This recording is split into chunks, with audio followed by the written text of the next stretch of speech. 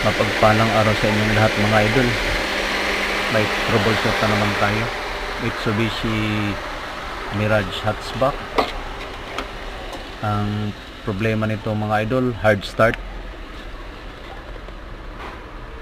Matagal umi-start. At saka pag i-revolution mo, halos di ako 3,500 ang RPM. Ibig sabihin low power mga idol. Ang ibig sabihin niyan mga idol, leaking ang linya ng fuel pump. Ang sa hose niya may leaking, either o-ring or natanggal yung clip, kaya mangat yung fuel pump motor. Sa mga owners at sa mga kapwa ko technician, kung di nyo panaranasan to, palitan nyo ng fuel pump. Maraming salamat mga idol. Yun lang. God bless us.